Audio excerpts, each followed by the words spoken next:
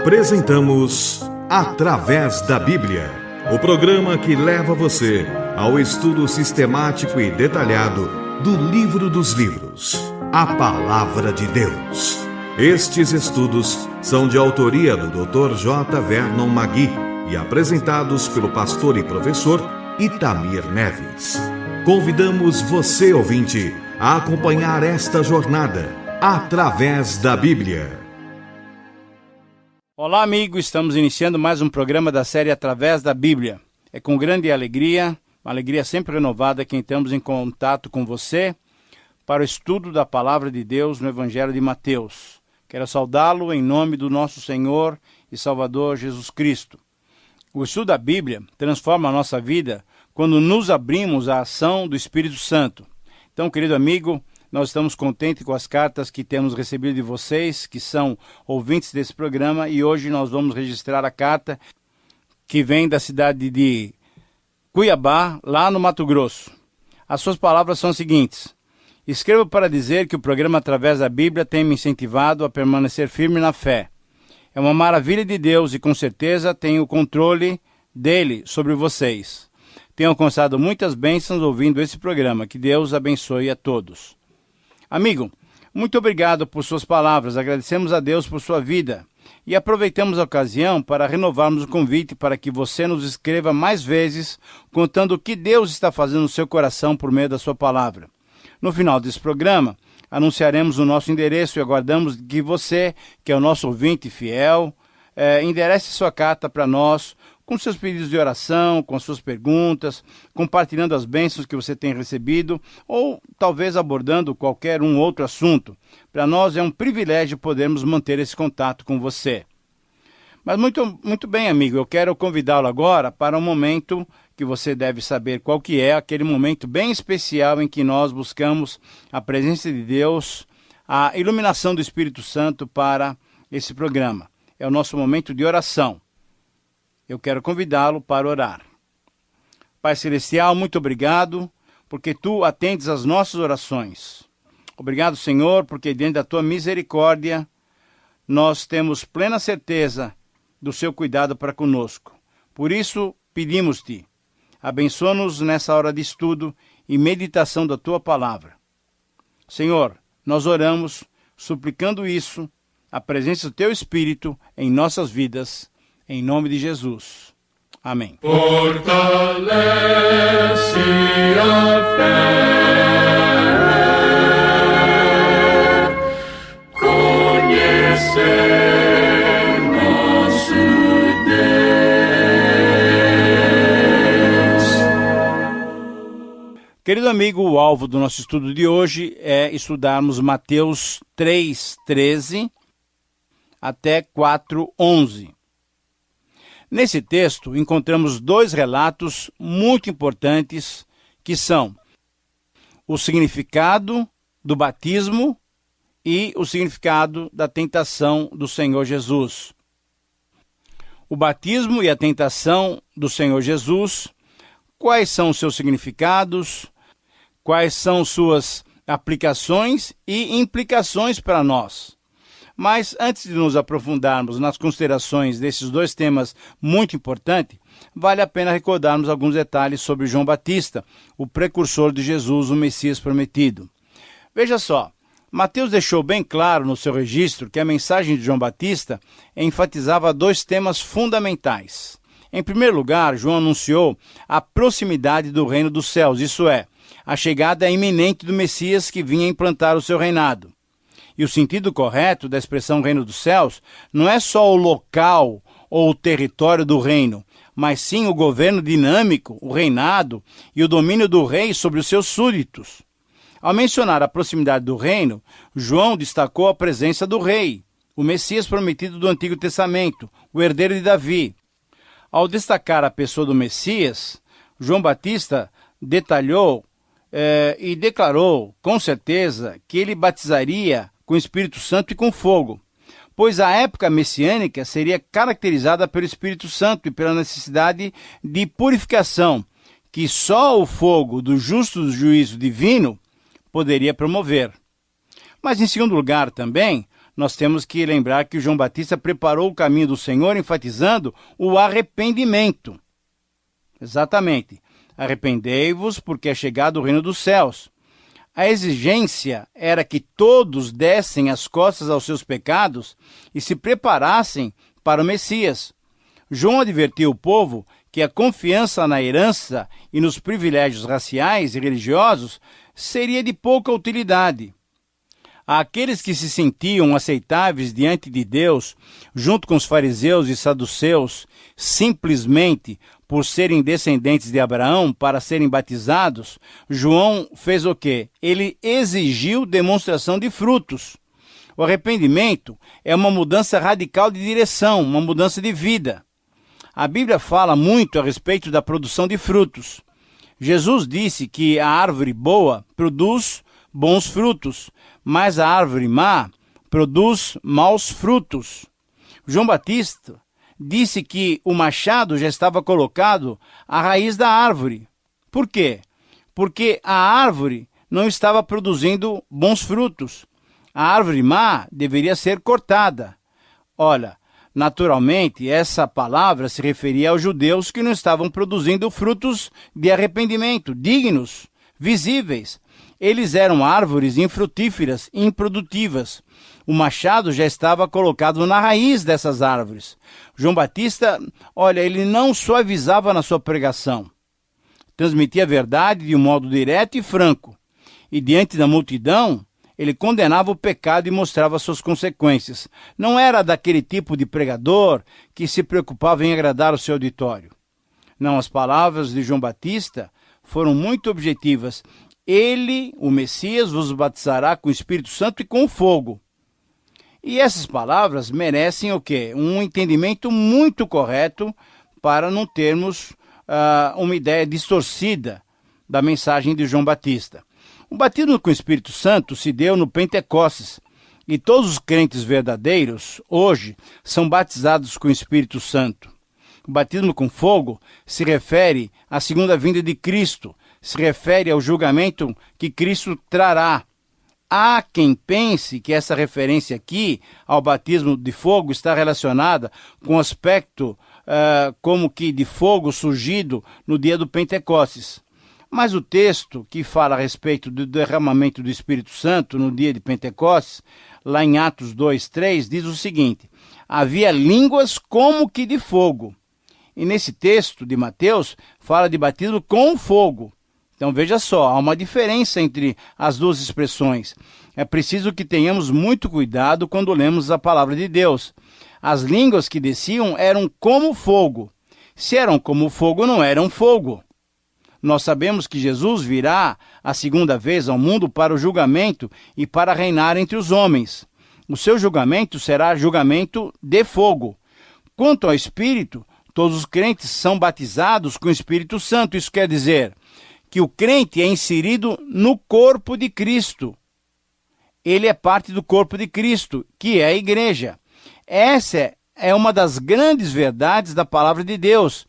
E quem faz essa ministração é o Espírito Santo que nos insere no corpo de Cristo, na igreja do Senhor. Mas, querido amigo, agora vamos considerar o texto de hoje. Nos versículos 13 até 14, nós lemos o seguinte: por esse tempo dirigiu-se Jesus da Galiléia para o Jordão, a fim de que João o batizasse. Ele, porém, o dissuadia, dizendo: eu é que preciso ser batizado por ti e tu vens a mim? Esse é o relato do batismo de Jesus. Mas para que ele foi batizado? Afinal, por que Jesus foi batizado? Essa é uma pergunta muito interessante. Nós encontramos a resposta no próprio texto. Diante da resistência de João Batista, Jesus lhe respondeu conforme o versículo 15: deixa por enquanto, porque assim nos convém cumprir toda a justiça. Então ele o admitiu. Querido amigo, você percebeu por que Jesus foi batizado? Porque convinha cumprir toda a justiça. Ora, assim percebemos que o batismo de Jesus tinha como finalidade identificá-lo com a raça humana. Eis porque o profeta diz que ele foi identificado com os pecadores ou contado com os pecadores, conforme Isaías 53:9. Batismo é um ato ou uma prática de identificação. Quando nós somos batizados, nos identificamos com Cristo. E quando Cristo foi batizado, ele se identificou conosco. Para que se cumprisse toda a justiça, Jesus tinha que identificar-se com o seu povo, levando os seus pecados, conforme nós lemos no capítulo 1, versículo 21. E isso ele faria através dos seus sofrimentos, do seu sacrifício e da sua morte na cruz, que ele chamou do seu batismo, conforme nós lemos lá em Marcos, capítulo 10, 38, 39 e Lucas, capítulo 12, versículo 50. O batismo de Jesus apontava para a sua morte como um resgate por muitos, conforme nós veremos no capítulo 20, versículo 28. Ao dizer a João que deveria cumprir, ou melhor, que deveriam os dois cumprir toda a justiça, Jesus estava prevendo que o seu batismo de morte asseguraria a justiça, a justificação para muitos, para aqueles que nele crescem. Mas certamente Jesus também referiu-se à sua vida justa e reta, que deveria estar em conformidade com a vontade de Deus. Jesus, através dessa frase, mostrou a perfeita obediência dele para com o Pai, para com o Senhor, para com Deus. Essa perfeita obediência com a qual ele cumpriu toda a justiça era uma profecia que estava sendo cumprida. A profecia de Jeremias 23, versículos 5 e 6, onde temos a sua descrição como renovo de Davi, justo, que executará o juízo e a justiça na terra, e o seu nome será Senhor, justiça nossa. Querido amigo, você tem tido essa experiência com o Senhor Jesus Cristo? Você reconhece que a sua justiça própria não tem efeito nenhum diante de Deus? Você tem pedido a Jesus ser a sua justiça? Em Jesus, você já recebeu a justificação pelos seus pecados? Você tem sentido fome e sede de justiça como desejo da nova vida? Então, amigo, diante dessas questões, peça ao Espírito Santo que o ajude a avaliar-se com sinceridade, sabendo que podemos contar sempre com seu amor e a sua compreensão. Mas o texto prossegue, nos versículos 16 e 17, lemos o seguinte: Batizado Jesus, saiu logo da água, e eis que lhe se abriram os céus, e viu o Espírito de Deus descendo como pomba vindo sobre ele. E eis uma voz do céu que dizia: Esse é meu Filho amado, em quem me comprazo. Ora, nesses versos encontramos a primeira expressão clara do conceito da Trindade. A descida do Espírito Santo sobre Jesus visava um poder especial para o começo do ministério do Filho, confirmado pela voz paterna e testemunhando que nele Deus se alegrava. O fato de termos o envolvimento da Trindade nesse episódio inicial do ministério de Cristo, o Messias, mostra que o Salvador era um Deus trino, mas mostra principalmente a maravilha da salvação que nós temos. Pai, Filho e Espírito Santo envolvidos em nossa salvação. Jesus aqui foi ungido para um ministério público. Ele nasceu por obra e graça do Espírito Santo, e certamente o Espírito de Deus já estava com ele. Mas o trabalho que ele iria realizar precisava de uma unção especial. Nesse batismo, Jesus foi ungido com o Espírito Santo e com poder, e assim o Espírito Santo desceu sobre ele. O fato do Espírito Santo descer como pomba, símbolo de suavidade e de mansidão, lembrava a atividade criativa do Espírito Santo lá em Gênesis capítulo 1, versículo 2, e apontou para o começo de uma nova criação em Jesus Cristo, não mais em Adão, mas agora uma nova criação em Jesus Cristo, conforme 2 Coríntios 5,17. Jesus foi, assim, um instrumento do Espírito de Deus para a salvação de todo ser humano. Um outro detalhe em relação ao batismo é a necessidade que temos de refutar a ideia de que somente no batismo é que Jesus tornou-se o Filho de Deus. Ora, essa interpretação foi uma das heresias que aconteceram lá na igreja primitiva, lá nos séculos iniciais da igreja cristã. Essa heresia chamava-se ebionismo. Jesus, ao ser gerado pelo Espírito Santo através de Maria, já era, desde o seu nascimento, o único e especial e perfeito Filho de Deus. Ele não se tornou Filho de Deus apenas a partir do batismo. Agora, uma outra observação que devemos fazer é em relação à voz do Pai. O testemunho dos céus confirmava a identificação de Jesus como servo do Senhor e designava Jesus como filho amado de Deus, escolhido como aquele que cumpriu a profecia do Antigo Testamento, conforme lemos no Salmo 2, versículo 7 e Isaías 42, versículo 1. Mateus, assim, então, apresentou Jesus como verdadeiro e amado Filho de Deus e obediente servo do Senhor predito do Antigo Testamento. Para Mateus, não era necessário mudar o status de Jesus ou lhe dar certos direitos, mas simplesmente identificá-lo como o servo e o filho prometido, o rei dos judeus, o Messias, no início do seu ministério, fato que já era concreto na vida do Senhor Jesus. Querido amigo, agradecemos a Deus por nos ter enviado Jesus Cristo e por Ele, através do seu batismo, ter se identificado completamente conosco, salvando-nos dos nossos pecados. Agora sim, podemos olhar para o capítulo 4, onde nos 11 primeiros versículos encontramos a tentação a que o Senhor Jesus foi submetido. Nos versos 1 e 2, nós lemos as seguintes palavras: a seguir, foi Jesus levado pelo Espírito ao deserto para ser tentado pelo diabo. E depois de jejuar 40 dias e 40 noites, teve fome. Embora Deus mesmo não tente ninguém, conforme Tiago 1,13, as tentações que sofremos fazem parte do soberano plano divino para o nosso crescimento espiritual. Se vencermos, seremos fortalecidos. Se cairmos, reconhecemos ainda mais a necessidade que temos de mais santificação e da graça divina. Então, nesse texto, nos versos 1 a 11, que descreve a tentação de Jesus, esse texto é um paralelo com a provação de Israel no deserto. Os 40 dias correspondem aos 40 anos da caminhada do povo, conforme Números 14, 34. Assim como o povo, depois de ter sido batizado no batismo do Mar Vermelho, através de Moisés, e depois foi provado no deserto, Jesus também, depois de ter sido batizado por João Batista no Jordão, ele também foi provado no deserto.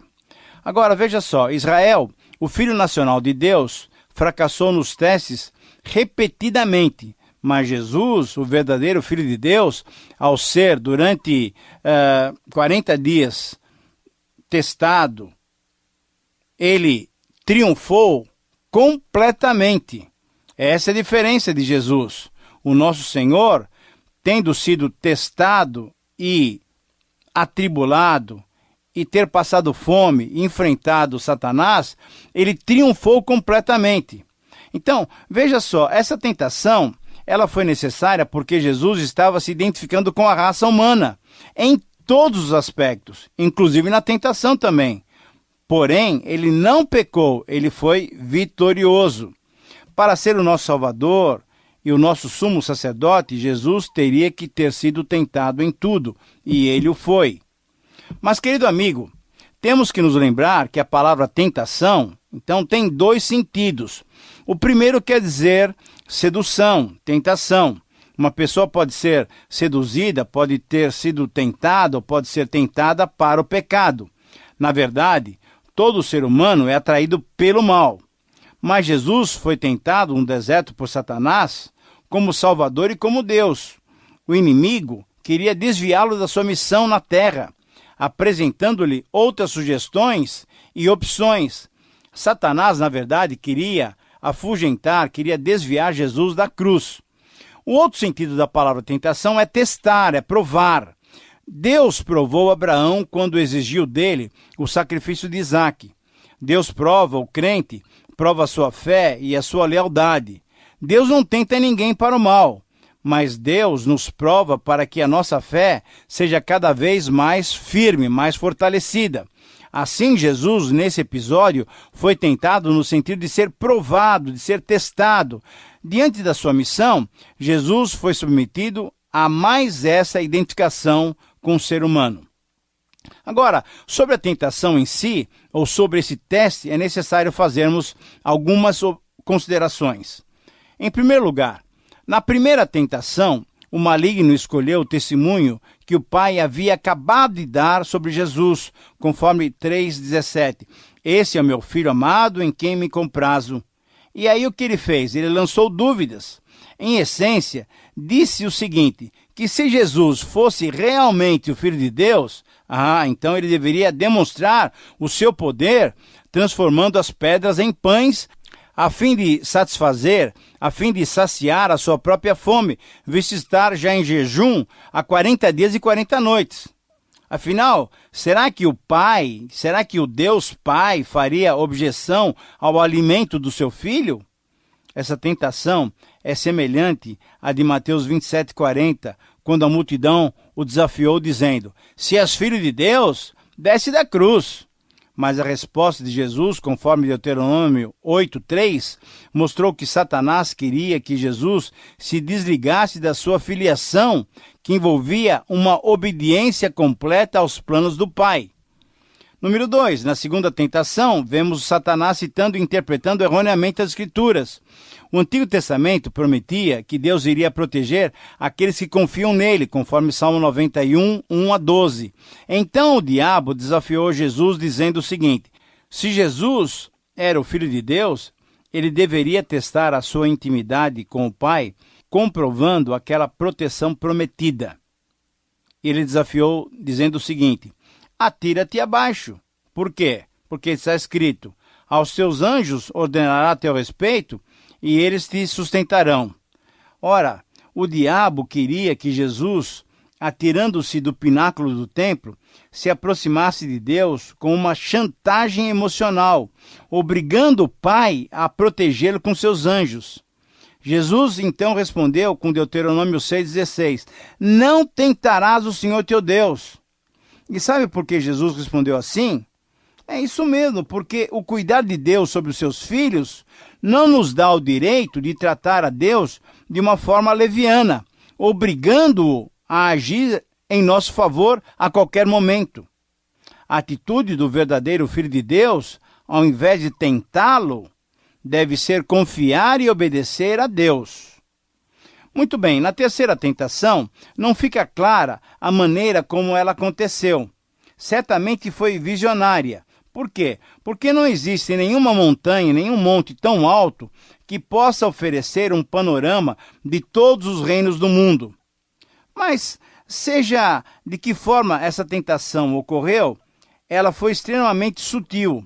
A tentação foi um convite para Jesus alcançar os poderes reais através de um atalho, através de um desvio dos planos divinos, através da adoração ao inimigo de Deus e das nossas almas. O diabo sugeriu a Jesus que ganhasse autoridade sobre o mundo, escapando da cruz através da adoração dele, Jesus, a ele, Satanás. Então, Jesus reconheceu que esse era um pecado horroroso. Ninguém pode desviar-se dos planos divinos. Ninguém pode ser um adorador do inimigo de Deus, não sendo, ao mesmo tempo, desleal para com Deus. As palavras de Jesus, então, conforme Deuteronômio 6,13, foram contundentes. Retira-te, Satanás, porque está escrito, ao Senhor teu Deus adorarás, e só a Ele darás culto. E assim, querido amigo, esse período inicial de severa tentação, provação e teste, Jesus passou e obteve uma capacitação para o começo do seu ministério público. Mas como você sabe muito bem, essa não foi a única vez que Jesus iria se confrontar e rebater as astúcias de Satanás que queria desviá-lo da cruz. Pois bem sabia o diabo que na cruz ele, Satanás, seria derrotado e que Jesus seria o vencedor. Pois afinal, conforme 1 João 3,8, Jesus se manifestou para destruir as obras do diabo. Querido amigo, agradeça a Deus por ter em Jesus um Salvador que passou por todas as tentações, saindo de todas elas vitorioso e sem pecado. Agradeça a Deus porque no batismo Jesus se identificou plenamente conosco. Que privilégio temos todos nós que cremos em Jesus Cristo. E se você, querido amigo, ainda não creu em Jesus, faça sua decisão agora. Receba-o como seu Senhor e Salvador. Chegamos assim ao final de mais um programa, de mais um estudo. Que essas lições possam ser aprendidas por nós e praticadas de tal maneira a sempre glorificarmos o nosso amado e querido Senhor. Agradecemos a sua companhia e esperamos a sua carta. Até o próximo programa. Deus te abençoe. Terminamos mais uma apresentação do programa Através da Bíblia. Esperamos que você nos escreva, dando a sua opinião sobre o que ouviu. O nosso endereço é Caixa Postal 18.300, CEP 04626-970, São Paulo, São Paulo. Repetindo, Caixa Postal 18.300, CEP 04626-970, São Paulo, São Paulo. Este programa foi produzido nos estúdios da Transmundial.